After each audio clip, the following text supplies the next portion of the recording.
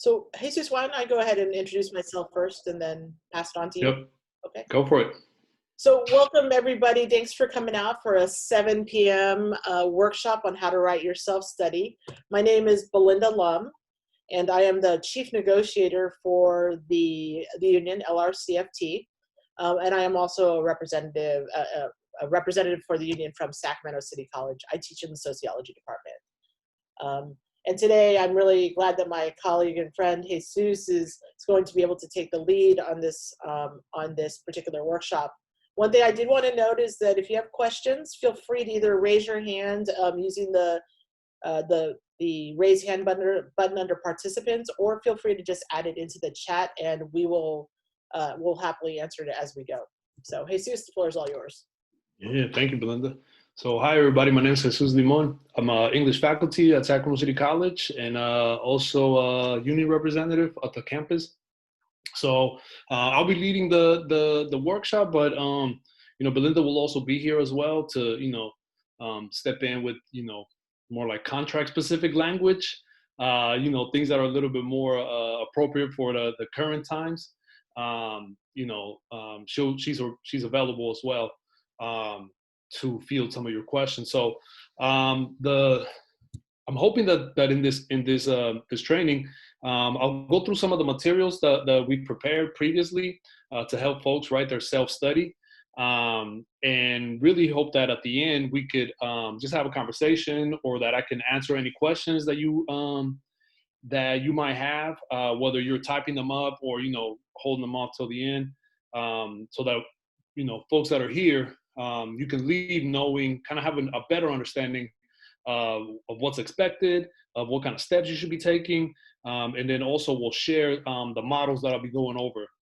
So I'll be reviewing 3 different examples. So I have my self-study that I wrote my first year. A colleague of ours, Leah Tuifua from counseling at Sac City, also shared hers. So we'll be looking at her, so you can see a difference between, the difference in styles. And so we'll be sharing those.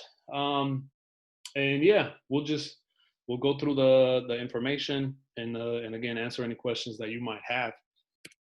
So the purpose of a self-study, everybody, is really an opportunity for folks to reflect, right? It's not, I wouldn't take it as an evaluation. I don't see it, at least, and I don't think that the purpose of it is for it to be a self-evaluation. I think it's intended to be an opportunity for you to reflect on your work, right? To reflect on the current work that you're engaging, your previous work, what kind of adjustments you're making to your work to ensure that you're constantly building in your professional development. But it also helps your reviewers, people in your performance evaluation committee, have an understanding of the work that you do that they might not have seen when they visited your classroom, or work that they might have missed unless you document it, right? So it's really an opportunity for you to document your efforts, right? I'll sort of give an example of myself. When I was first hired at Sac City College, I was doing a lot of professional development around Puente because I was going to take over that particular cohort. So there was a lot of like trainings that I was going to, or events that I was participating in, that people in my professional evaluation committee, my PEC, they wouldn't have known about that, right? Because it wasn't in front of them, right? Like it was happening on the weekends, or it was happening before the semester started, or it was happening in the evening time. So unless I documented, and I wasn't teaching in Puente yet, so it's not like it was a part of my assignment, right? So these were all trainings that I was engaging with in professional development, and activities, community activities that I was engaging with, that weren't necessarily a part of my assignment yet. So that gave the self-study gave me an opportunity to document some of that work, right? So I look at some of that stuff. Then I was also doing a lot of things with EOPS. So not only teaching classes within the EOPS cohorts, but I was also, helping with a lot of their outreach, facilitating workshops. And again, that was especially the outreach component, it was so different than the work that I was doing on a day-to-day basis as an English faculty member, that unless I documented it, it wouldn't have shown up, right? Otherwise, it would have just shown up as a check on my college service, right? So the self-study really gave me an opportunity to review, right, or to document the types of activities that were leading towards my professional development, right? I'm trying to think of other things that, well, I'll pull up my self-study later on, so you have an understanding of, you get a stronger understanding of what I mean.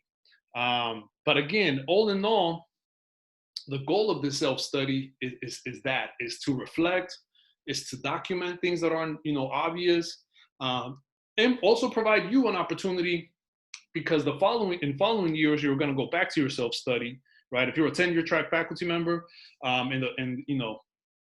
throughout your tenure track, you'll be going back to your self-study. Ideally, you'd be going back to your self-study and saying, did I accomplish any of the goals that I set out for myself, right?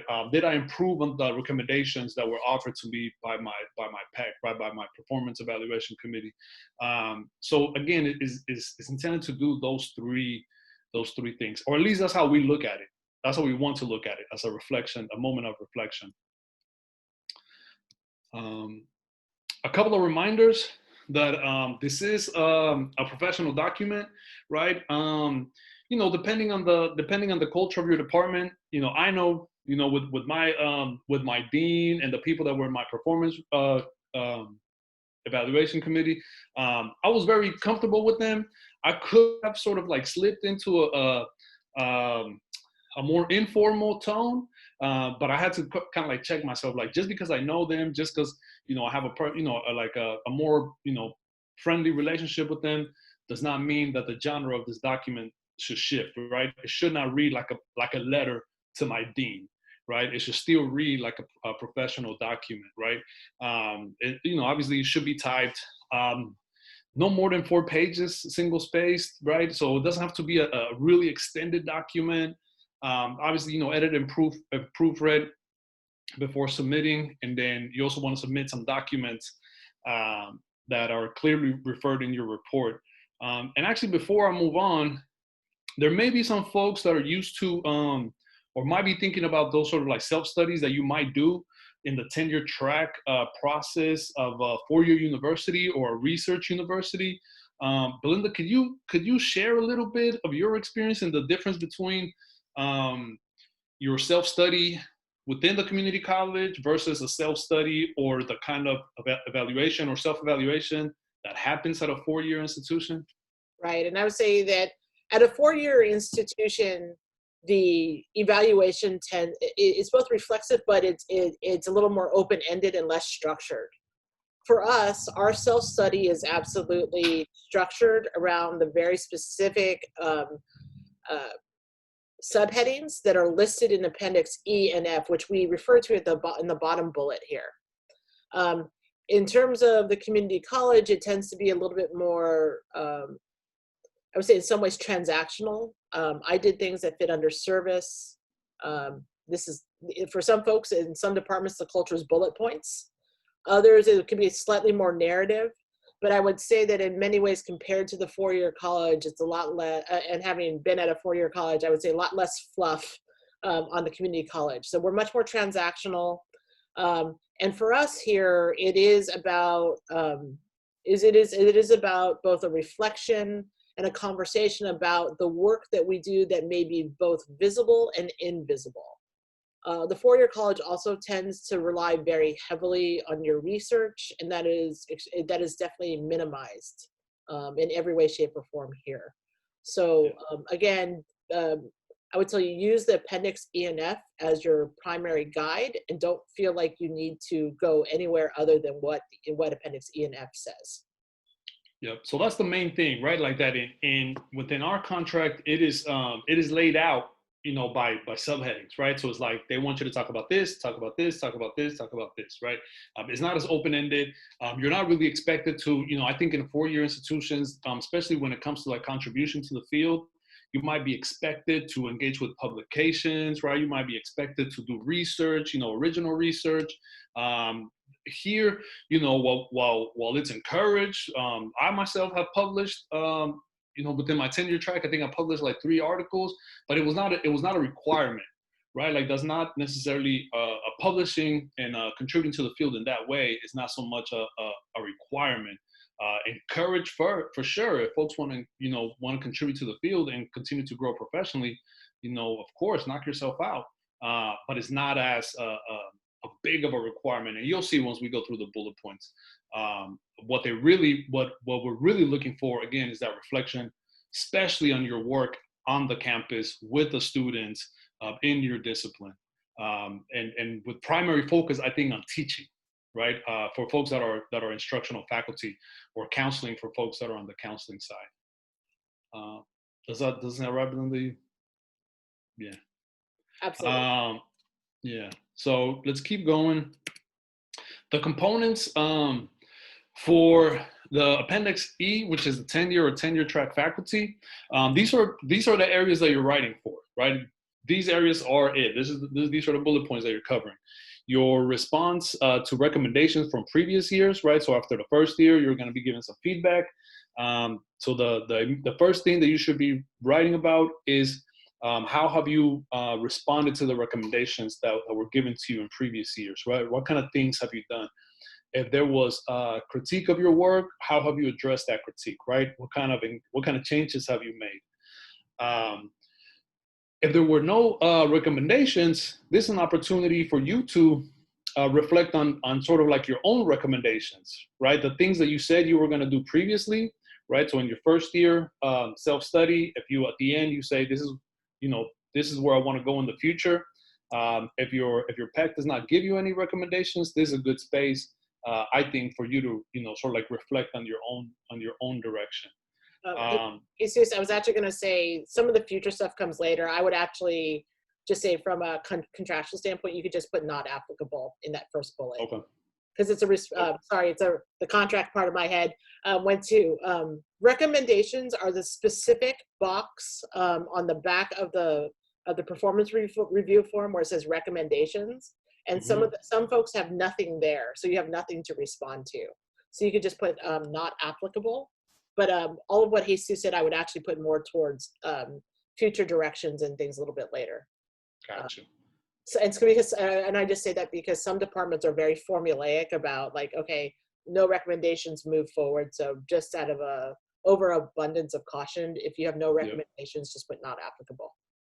Yep, and we're going to talk about that later on in terms of the culture of your department, right?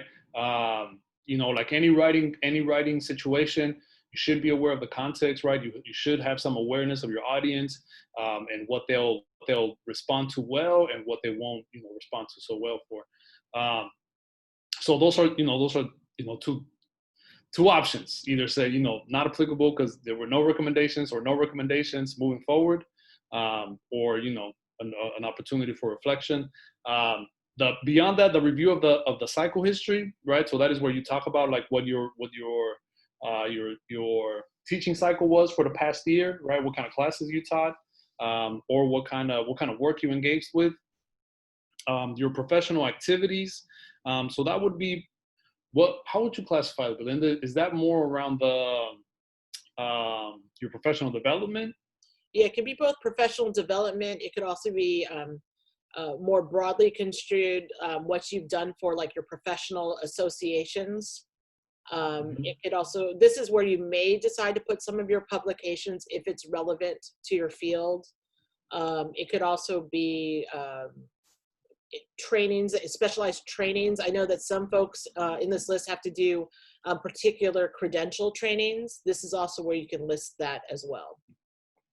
Right. So any kind of PD that you engaged with, right? Especially, right now in the times that we're in, any kind of, distance education training that you might have gone through, any kind of, like @ONE courses that you might have completed, the OTLA that's available, the self-paced Canvas shell that's available. This is where all that kind of stuff would go in the professional activities. Service, this is where you would talk about the various ways that you serve the campus, right? Whether that's sitting on a committee, participating with outreach activities, curriculum development. I'm trying to think of some of the other union related work. Mentoring. advising clubs. Yeah. What's that? Mentoring of students, serving on like hiring committees, right? If you've had a chance to serve on any of those, ultimately, just how have you been of service to the campus, right? Beyond just the instruction, what other kind of things have you participated in? What other kind of like activities on the campus have you participated in, right? Beyond that, efforts to stay current. That's another space where you can talk about your professional development, right? So that could be I think when we're talking about efforts to stay current, it could be within your discipline, right? So ways to stay, attending conferences, workshops that are discipline specific, or attending conferences and workshops that are more geared towards the instruction of community college students, right? So whether they're, about teaching in general or about your own discipline, these can go both into, your efforts to stay current. And future directions is, again, that's where you articulate where you like to go, right? Like what kind of things you like to develop, what kind of things you like to improve upon. I know for my future directions, I talked about, continuing to develop the cohort style classes that the English department at the time was beginning to develop. I talked about, developing new courses, right? Presenting new curriculum. I talked about, overall, I think I talked a lot about finding ways to also mentor other faculty, right? Like, go out into the field, learn a lot of information, bring it back to the campus, and then mentor faculty through their tenure track, but also part-timers. Jesus, Yeah. Jesus, before you go further, the question in the box was, can we go over the review cycle history? This is the time period under which you're under review. So because right now we are only reviewing tenure track, new adjunct faculty, and long-term temps. For the tenure track, that is just your last year of review. For adjuncts, you'll notice that we don't have, when they talk remedy cycle history, it basically what that means is, have you been reviewed in the last 3 years? But if you're new, you won't have one, so it's not applicable. So for tenure track, it's literally since your last review. So I think we only have one new full-time person in the whole district, so that's not applicable to you. For everyone else, the answer to that is what you've done in the last year.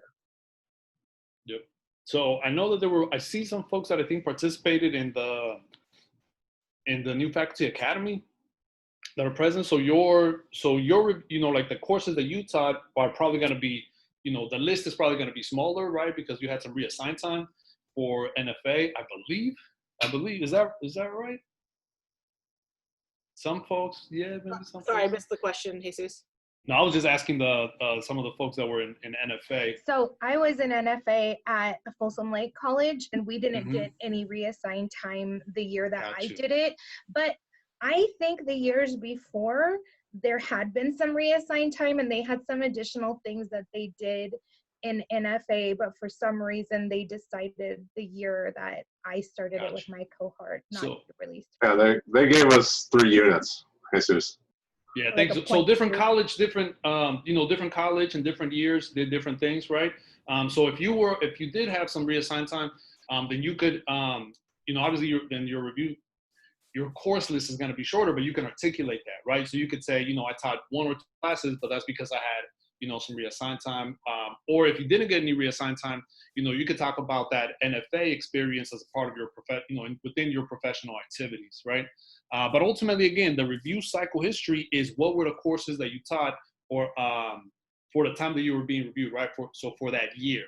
So if this is your second year on the tenure track, that would mean what were the courses for the past year? So for spring and fall. Correct. Yeah. Does that answer the question, folks? Right. So you're articulating, you're documenting what courses you taught within that last year, right? Which is important, right? Especially if there were new courses, right? For instance, like for me, when I my first year on my tenure track, I was like the second English faculty that was teaching the cohort model, right? So it was important for me to document that, right? To document that as a part of on my first year, I am teaching a brand new course to the department, which means that I'm also, I'm having to learn the material. I'm having to, learn and go, right? Like learn this whole new way of teaching. And at the same time, mentor other folks that are learning about this new way of teaching. So that's why I think is important, right? To document your review cycle. Are there any other questions right now? Belinda, you see in the chat that maybe I can stop to. If I taught the same course for fall and spring, do I list them twice? Yes, and so there's a few different ways that we've seen this notated. Some people, like for example, I teach race and ethnicity and sociology. So I might put sociology 321, and then afterwards put 4 sections between fall and spring. But yes, you can either repeat it as a list, you can give a kind of a summary of what you did during the year. A lot of that for many of us depends on how much space we have to do. So if we're conserving space, a lot of times we just summarize. But how you present it can be bullet point as well. So yes, you should let people know how many sections of that class that you taught. Yeah, and we'll review some samples later, so you can get an idea of the different ways to do it. And I want to say that that's the shortest part of my self-study, just because it's just a straight bullet point. I think I haven't looked at my self-study in a while, but I think I just kind of like listed, spring, these were the courses, fall, these were the courses, and that's about it. Yeah. Other questions? So the question that Stephanie asked is, what are the dates that are included for the self-study? It should be spring 2020 and fall 2020. Because you're being reviewed in the current year. But it doesn't mean, they're not hard and fast dates. If there's some things that, for example, we know we did some trainings that maybe we did part of the training in in fall 2019, it's okay to list it. It's not a hard and fast rule, but in general, in terms of assignment, it should be spring 2020, fall 2020 in terms of listing your classes. Yep. Yeah, and that's a good point. That I don't think there's like such a, and again, it depends on the culture of your department. But I don't think it's such a hard line in terms of like some of the professional activities, right? Like if you engage professional activities, after your review and like after your evaluation, but it still happened in like that fall semester, you can still talk about it, right? Because it still happened between after your last evaluation. So, I would be take advantage of that and document any kind of like activities that you participated in that enriched your experience. So for example, and enrich the experience of your students. Yeah. So for example, American River College has that Equity Institute that is all year. So I would just talk about it as something you were doing, regardless of the fact that it spanned a review, the formal review timeline, and maybe before it. It's fine. So, but in terms of listing of the classes, it should be spring 2020 and fall 2020. And it should be only for the year. So to answer the question in the box, do we include all of our classes from years 1, 2, and 3? No, only the year under review. Right. Yep. Only the year under review. Now, when you get reviewed as a tenured faculty, because as tenured faculty, you will have a 3-year cycle and the answer would change. But as tenure track, you only the 1-year review cycle. And I think last time we did this presentation, somebody asked a question about, for the other, what else could they contribute, right? What other kind of things could you contribute to your self-study? And I remember folks talking about how, could they add activities that they did in their own community, right? Like, so mentorship, coaching, things of that nature. And I think the other is a great space for that kind of stuff, right? So other kind of things that indirectly impact your teaching. Because I would make the argument that if you're mentoring, if you're mentoring young people, if you're coaching in your kids, soccer league, if you're engaging with things that are prompting you to have a better understanding of yourself and of other people, you know what I mean? Like that could go in term, I think that could go into your own self-study, right? I mean, I'll say that a lot of the things that I've learned or things that I have triggered my thinking about my teaching don't always happen in the classroom, right? Or don't always happen in a professional development session on a Friday at 3 p.m., right?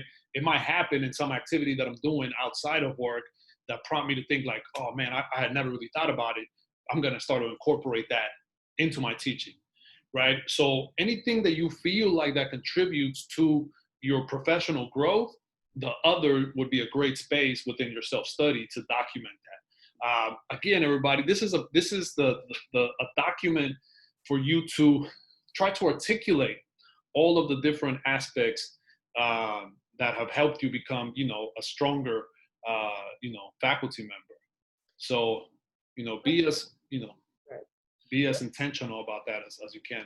Agreed. Yeah, and narrate it. Make sure you don't just leave it hanging there. Have a reason for why you're putting things in there. And here I want to also point to our colleagues in the arts, for example. You may submit a photograph or something of something you did or a project that you did with students.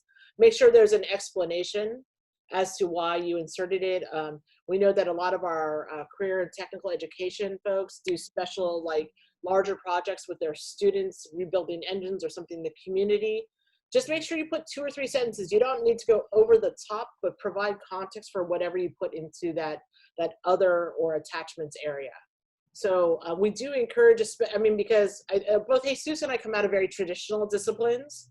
And so I want to acknowledge that for those of you who are not who are, like I said, in arts or have other mediums in which you work, that space is there for you, and make sure you're deliberate about that you're kind of deliberate about narrating it so people don't make up stuff about it, that you want to craft the answer you want, craft the sort of read of that document that you want.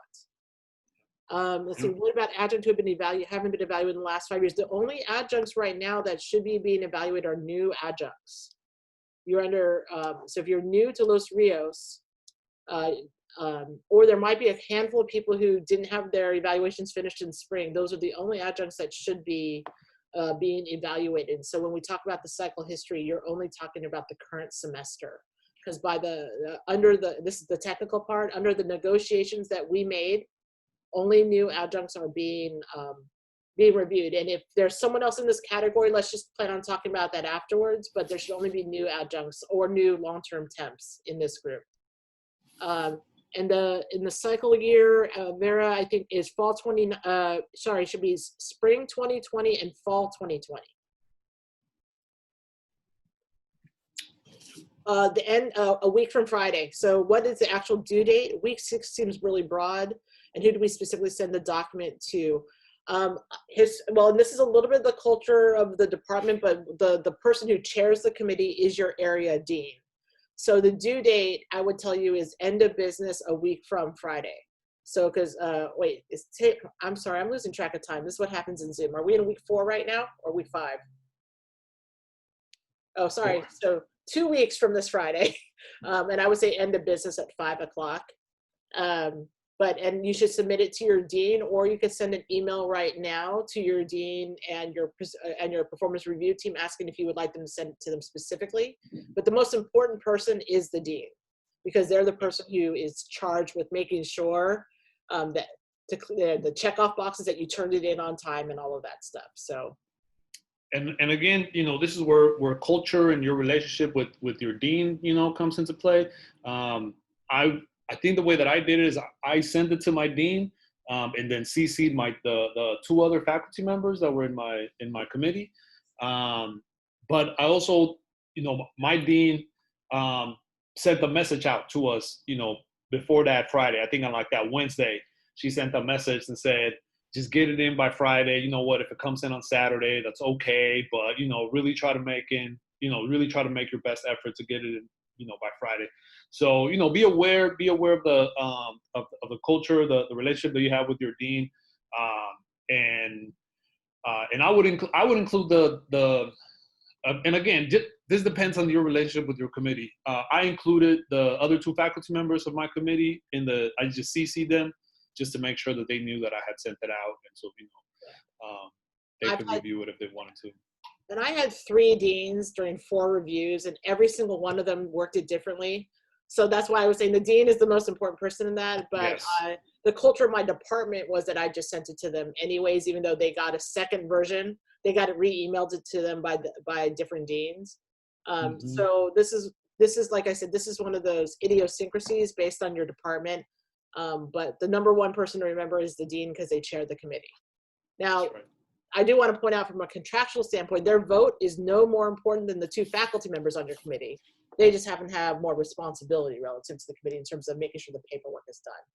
Yeah, and that's so important that the audience for this is is the committee, but it's not just the dean, right? Like the dean and like just as Belinda pointed out, the dean gets 1 vote, the other 2 faculty get a vote as well, right? So it's not like that the dean's vote outweighs the other 2 faculty members, right? They just get they all get the same vote.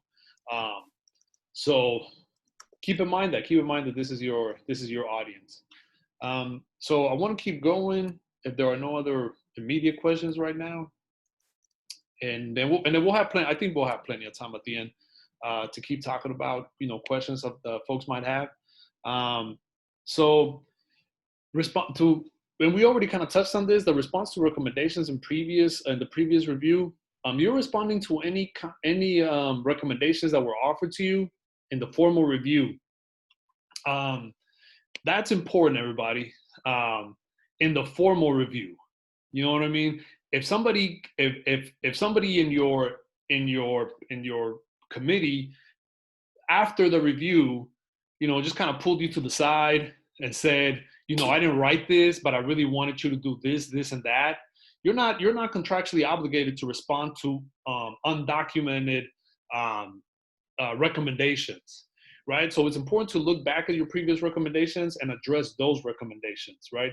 So if somebody made a comment, and obviously, you could have that conversation with folks, right? Like I know in my committee, no, they didn't make any harsh criticism or off the record. They definitely just, they offer some pointers, but I didn't address them in the document. Right? Like the things that they verbally told me about, I verbally addressed them in the conversation. But the things that I documented were the things that they documented. Right. Does that make sense for folks? Right? That you should be responding to only those written materials. So when we say the written materials, it's literally the white performance evaluation form that's 2 pages that you signed or that you have to sign if you went through a performance review before. And if you look on the back, there's a section for commendations and then a section for recommendations. The only thing you need to respond to is recommendations. Anything verbal or comments like, oh, it'd be really nice if, those are suggestions. You are under no contractual obligation to address it. And I would tell you as the chief negotiator, I would tell you don't address them. Because if not, we open up a whole other can of worms of just, of what is oftentimes just opinion of how you may want to teach, or opinion of how you want to run your class, or opinion of how you want to be a counselor. So only thing you address are the things that are that you signed off on in those forms. Right. And that's so important because, I could see how people could make a mistake and let's say nothing was included in the documented recommendations, but there was like a verbal, input. And then the faculty member of the next year says, I've been working on so-and-so, so now you've included it, you've documented that critique, right? Which is not to your benefit, right? Because now you've introduced something that you needed to work on, and now it's documented and it's in your self-review. So now you're kind of like, obligated to keep going in that direction because you've introduced it. So that's why it's so important. And, I want to thank Belinda for, bringing that point up in the last slide, that if there's no recommendation made, you can simply use the language that's offered here. There was no recommendation in the previous review, and move on. Right? We can also email this, actually I realize, I'm going to create a quick Google form and have people sign in. We can email this presentation out to everyone too, so that you have it. Mm-hmm. So review cycle, we went over that. A service does not include counselors teaching overload as ACD or librarians. but it includes service relevant to the job, right? So again, we talked about this already, like committee work, outreach, and we have, I believe, if folks are not familiar, you should be familiar with the service sheet. It's See if I have it. Jesus, sunset. Mhm. It's no longer in existence right now. Oh, it's no longer in existence. Perfect. Better. But that service sheet, at least it helped to identify some of the things that you could have done, right? Like that you could document. And so those again include committee work, work in your department. What do you think about this? Does like attending department meetings count? Yes. Could you include that as service, right? Department meetings, division meetings, actually anything with the word meeting in it counts as service, which basically means everything we do on Zoom. Service also counts coming to these workshops with us, with the union, because you are improving yourself, right? As part of that, it's professional development. Service is really wide open, but make sure that you're able to relate it back substantively to who you are as a professor, counselor, librarian, etc. Teaching Little League over here, if it has nothing to do with your assignment, they're going to pick on you about. So, but if you're a coach, teaching Little League totally makes sense, right? So just make sure that whatever you list there is basically in service of your campus and in service of what you do as a professor. So. Yep. So it's very broad. It's intended to be broad, and it is intended for you to reflect on, how you contribute, the different ways that you contribute to the campus culture, the campus environment, creating access for students, helping students during the first week, things of that nature. Stuff that's happening outside of your if you're instructional faculty, outside of your teaching responsibilities, that still go or still help the college. Any questions on this part? No, I think some of the questions were like, what about like some of the, I'm just going to call them kind of stakeholder meetings, like with the president or the vice president of student services? Yes, all service. Yes. Because it is part of your, would you have attended that meeting if it wasn't, if it wasn't somehow related to your job? No. So so like things like that also count. There's also a lot of informal, I would also say, so for example, I'm going to pick on Jackie because I know she's here. Jackie and I have both ended up over at the Rasa Center, unscheduled, and end up talking with students. That is informal mentoring and can be listed as, can also be listed as service, those sort of mentoring meetings, right? And you don't have to go all deep, don't go all deep in specifics, just like I did mentoring meetings. I also, I also participate in Committee X. My department, I attended all my department flex and department meetings. So again, this isn't, you don't have to go in great detail, as we'll show you later. You could also bullet point it. Mm-hmm. So is service to community only as it relates to my job? I would say as long as you can relate it back to your job. So for example, when I think about like community service, if you do work related to like, I'm gonna pick something like food insecurity. These are things that help inform how we work with our students. So any of that type of work that helps us understand the experiences of our student also would count towards that. And so that's a really wide area of things. So I know a lot of us do things with, like I said, food insecurity. Jesus and I have done a lot of informal and formal stuff with immigrant students and documented students, all of it. As long as you could just frame it as how it helps you either understand your students, your job, etc. So it's really wide open, but just make sure it's not something just unrelated and out there. Any kind of field trips that you participated with, right? Like, so any kind of student, out of the classroom activities for students, any of that stuff can go into service. For efforts to stay current, this year it's been previously kind of like an open-ended question, right? I think at this point, there are some, a very obvious one is, distance education, right? What kind of efforts have you made to ensure that you've prepared to teach online classes, right? So what kind of activities have you completed? What kind of sessions have you attended? What kind of trainings have you participated in?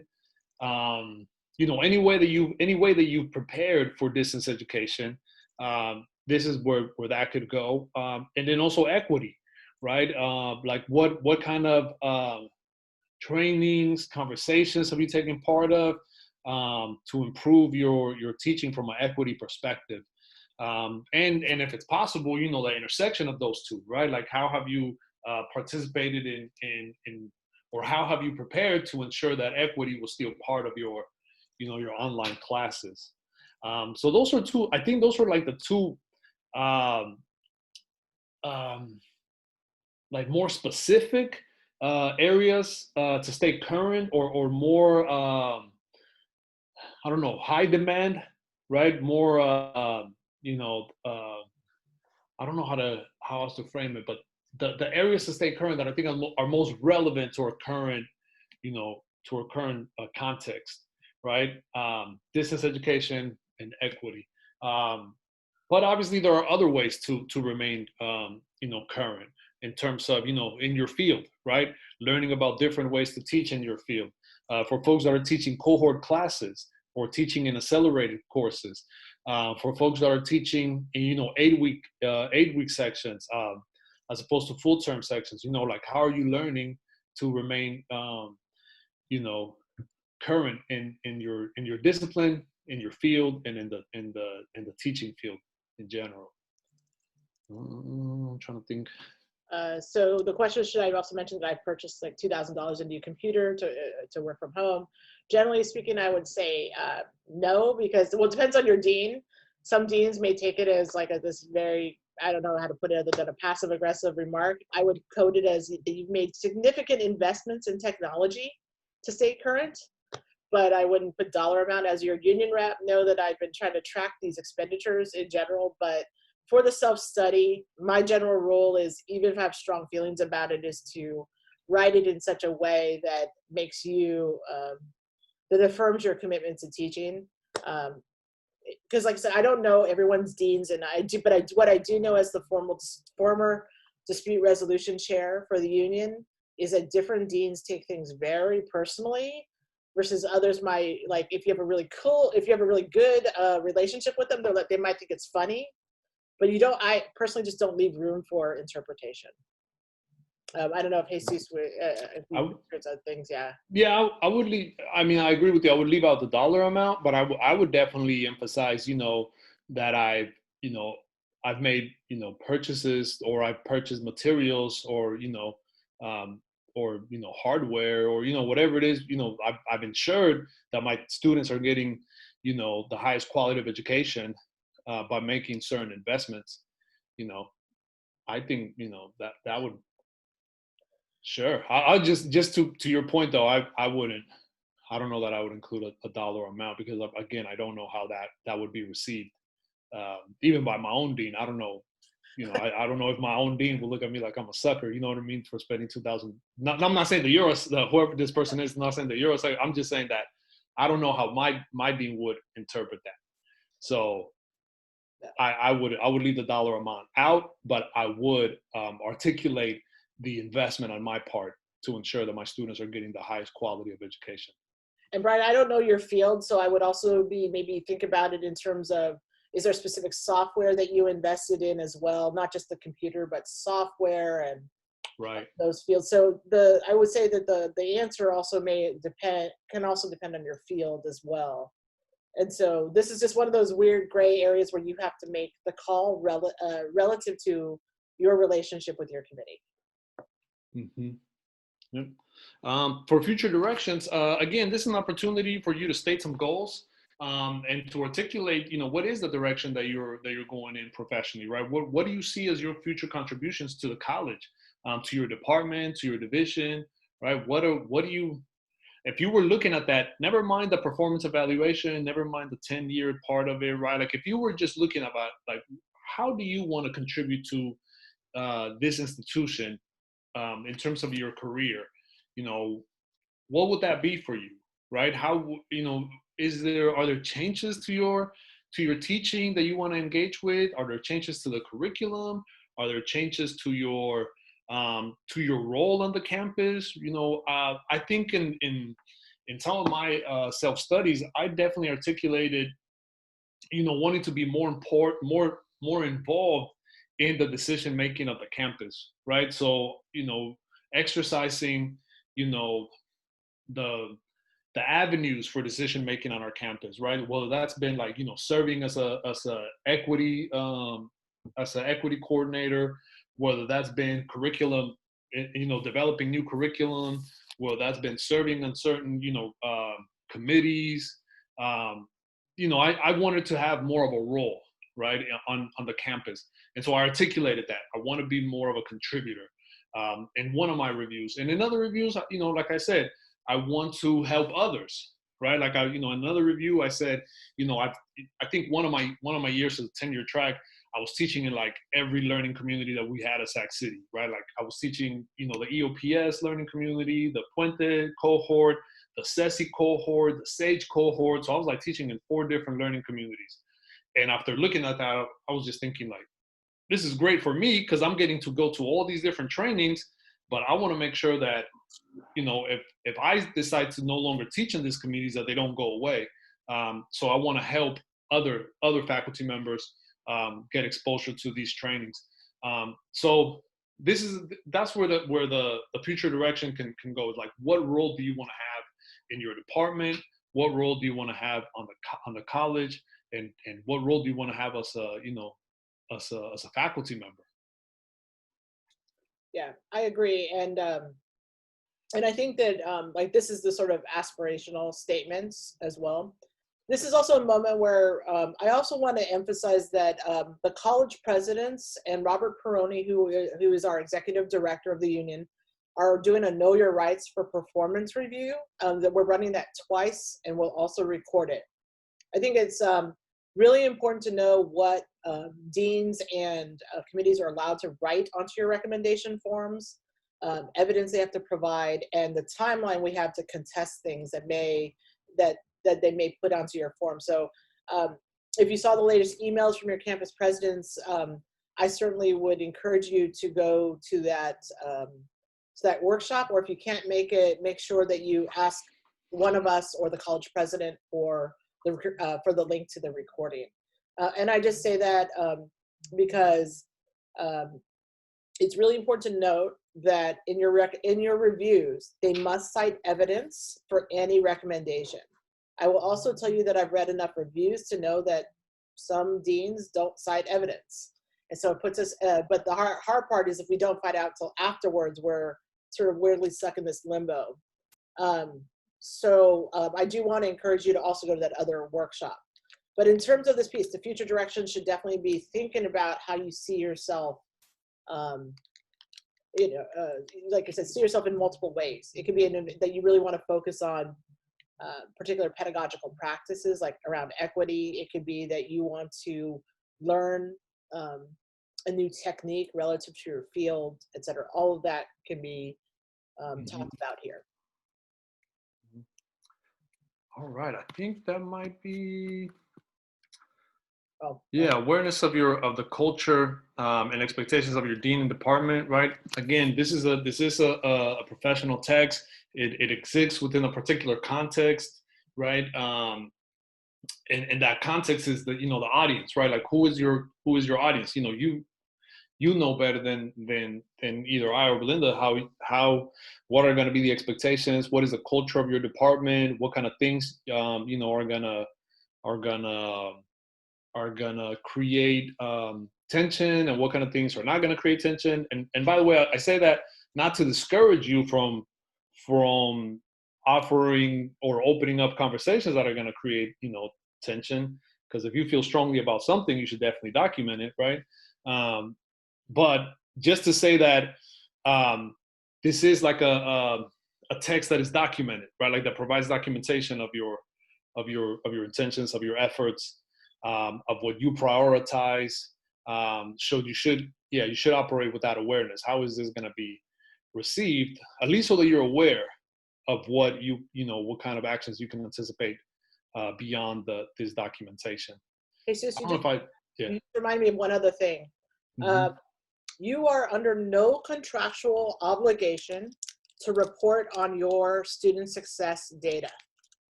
We know that there are a lot of initiatives around use of equity and equity data, in particular when we talk about success rates, which is really the number of students who passed your class with a C or better.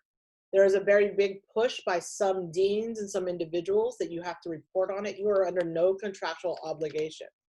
Now, that said, that in that statement around equity, you may want to talk about the fact that that if you chose to, again, you're not under an obligation, but if you looked at your data and then you decided to adjust your practices, certainly put that in that section if you want to. But we just want to be clear from the union standpoint, you're not mandated to do so. And if they ask you to do so, you could contact me or you could contact your union president. I will still end up having to refer back to your union president, your union college president. But again, you're not under any obligation to do so.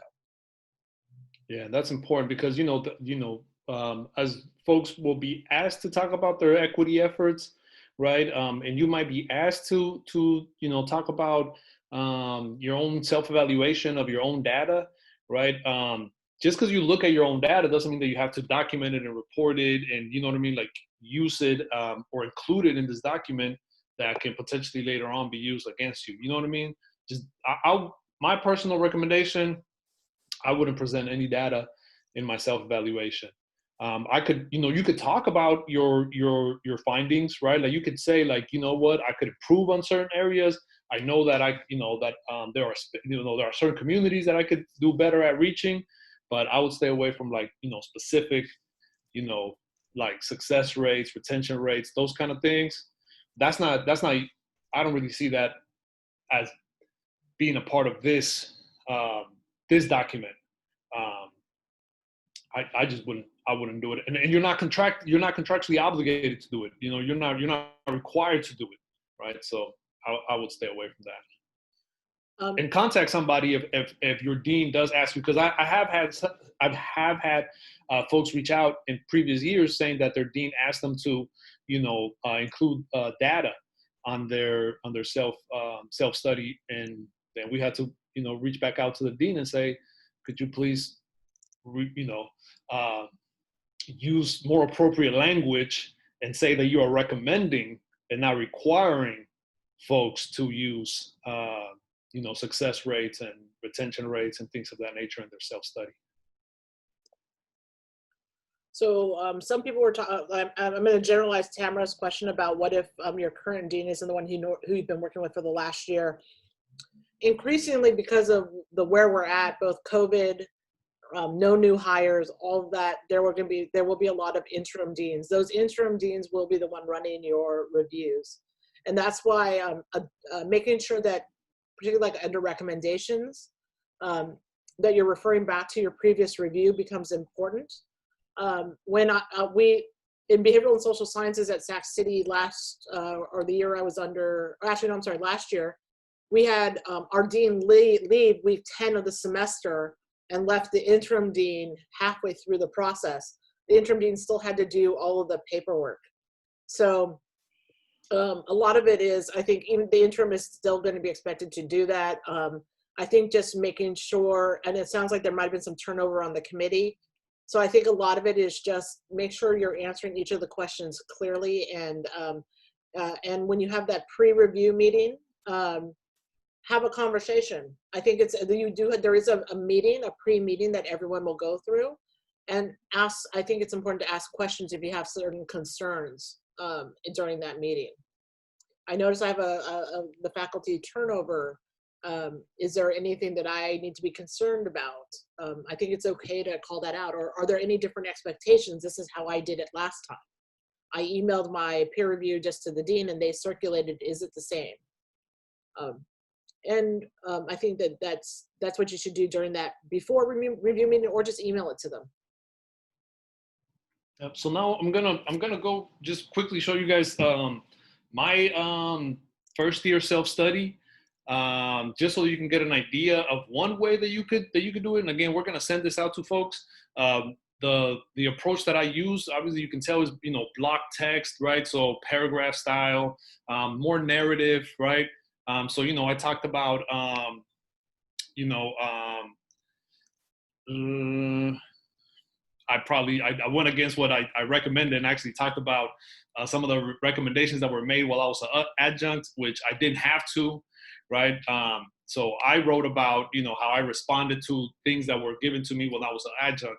As you heard Belinda say, you know, if you're a first year, you don't have to include that, right, Belinda? If you're a first year writing your self-study, you haven't been given recommendations. So don't be like me, everybody. I'm over here trying to be hella vulnerable and honest about myself, and included some of the things that weren't even a part of my review, right? I went into my adjunct review and talked about how I developed that. I wouldn't recommend folks to do that. I think I did that because I was still, you know, it was my first year. I wanted to impress my dean and show that I was very reflective and all that kind of stuff. Now I would say you don't have to do that. It's not gonna, you know, I don't think it benefits you in any way to look for reasons to document things that you need to improve upon. Can I also note here that this is one of those moments where the difference between the 4-year and the 2-year college comes in.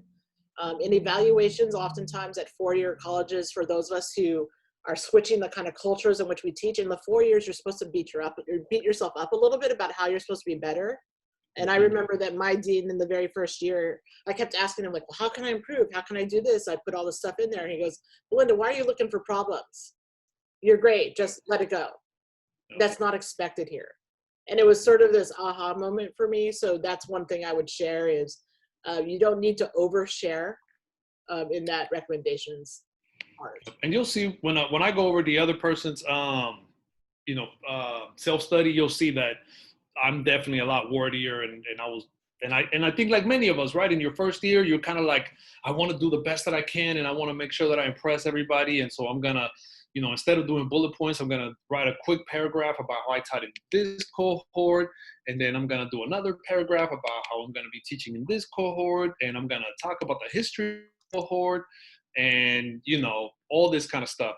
That's what I did in my first year because I was, like I said, like many of us, right? We want to impress folks. We want to show that we're committed to the discipline. We're committed to the profession.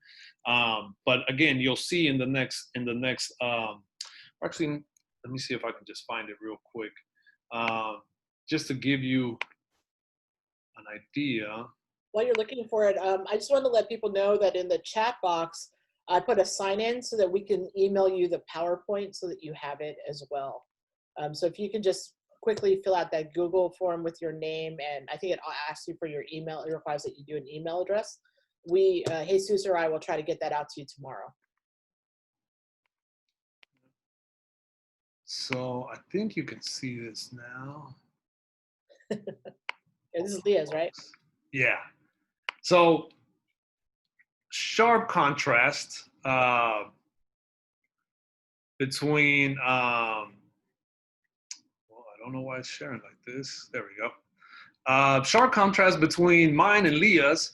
Hers is bullet points, right? Outline. No paragraphs in the first page at all. Just straight, you know, this is what I did. This is what I think I can work on. Trying to see review cycle history. She offered a paragraph or so. Her professional activities, bullet points, right? Her service, bullet points, outline format. Trying to see if I could show you guys. I'm not sure why this is not letting me. Efforts to stay current, again, outline format, right? Attended weekly counselor meetings, conference and activities. And she listed all the different activities that she participated in, all the different conferences and trainings. And then in the future directions, that's where she offered, you know, more of a narrative, and then identified goals, right? So assessment, her goals, and then her resources. And then she's a counseling faculty, so she didn't attach any of her syllabus. So that's her piece. And then I'll go back to mine. Just a second. So again, sharp contrast. Mine was, you know, professional activities. I wrote a lot of, some of the writing research, some of the writing center research that I did, some of the conferences that I helped facilitate, the equity trainings that both I attended and led. In terms of my service, I talked about to the department, what I did, participating in different activities within my department, service to the college. Again, I offered a narrative. I talked about my outreach at the local high schools. I talked about how I supported the local school district during the summer. Efforts to stay current. I offered, the California Acceleration Project, CAP, and, participating in those conferences, attending meetings from our department, and then some of the activities that I did over at Sac State. So yeah, and then again, all the pointed trainings that I participated in, and then my future direction, again, narrative, talking about what I wanted to do. And then finally, the attachments were my syllabi for the semester that I was teaching when I was being reviewed, right? So not from the previous semesters, but for that fall semester that I was actually being reviewed.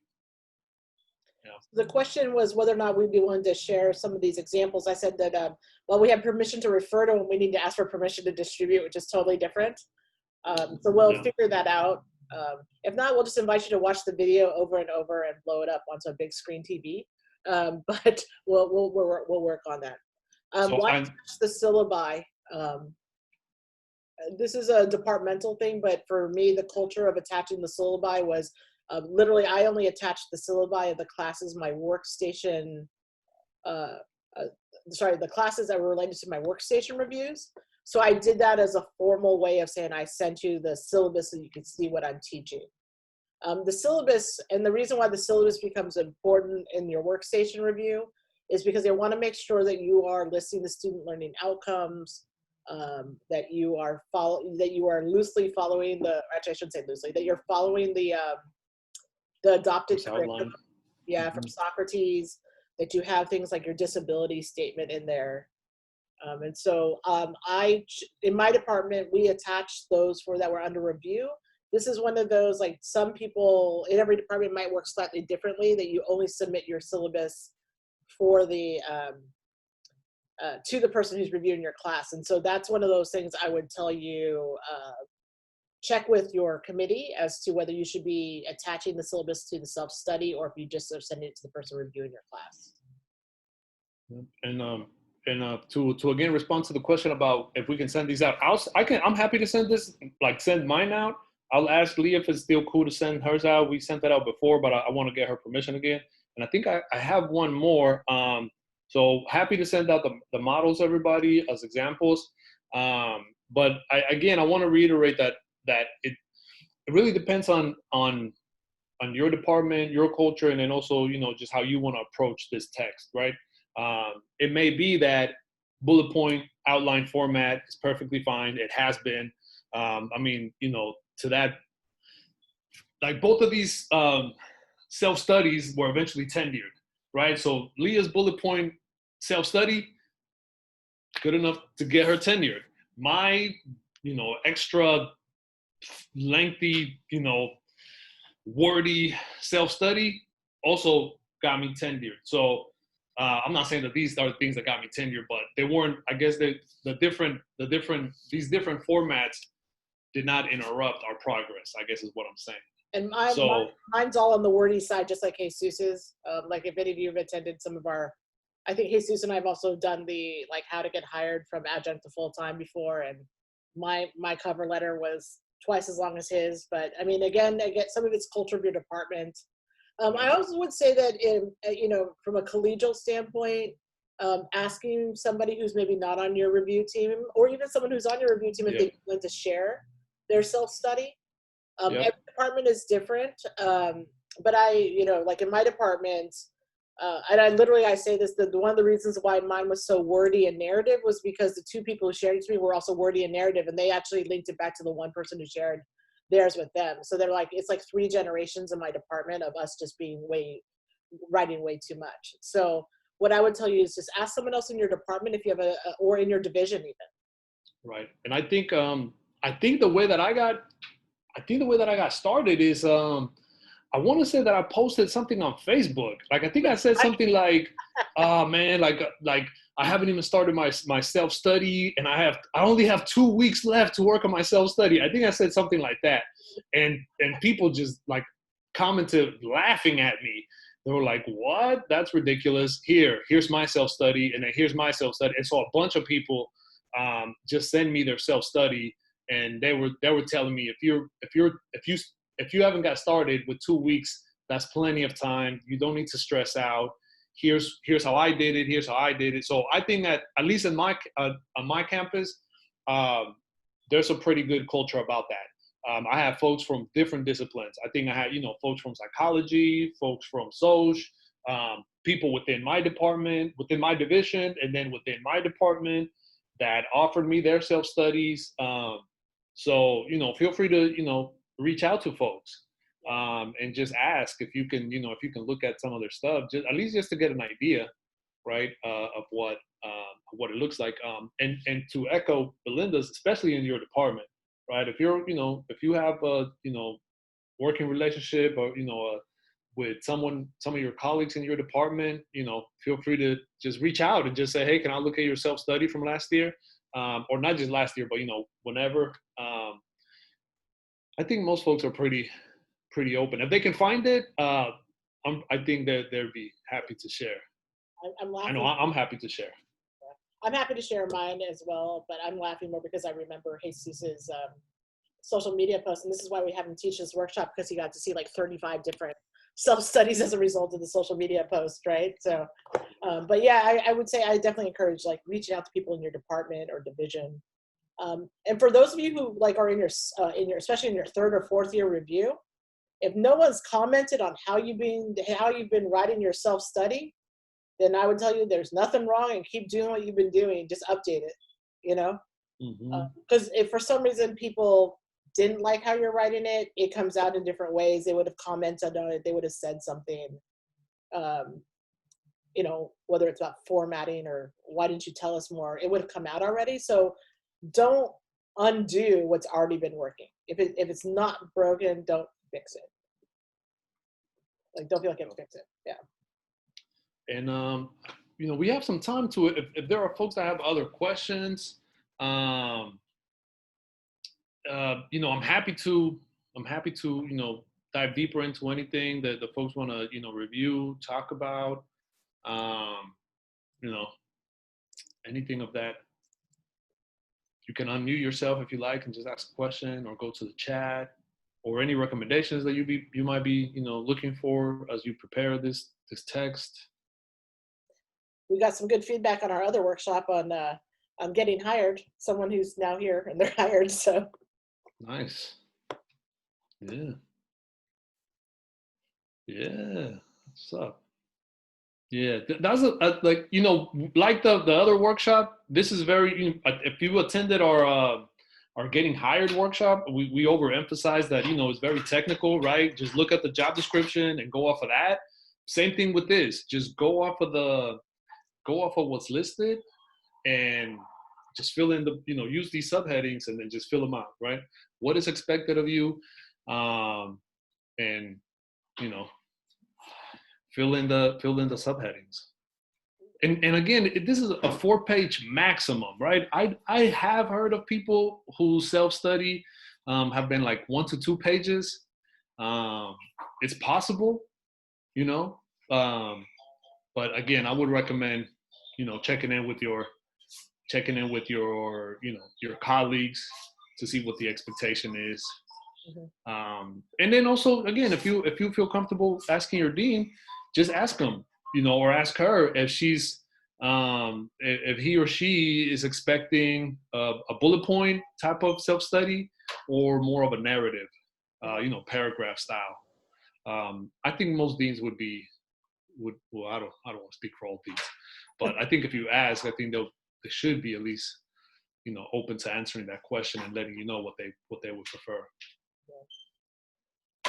We don't necessarily want to keep people longer than's needed. It's 8:14, but Jesus and I can hang out for a little bit if there's more like individual questions that people want to ask. But we really appreciate you all like coming out from 7 to 8:30, and you know, like we said, definitely check into one of the 2 Know Your Rights workshops.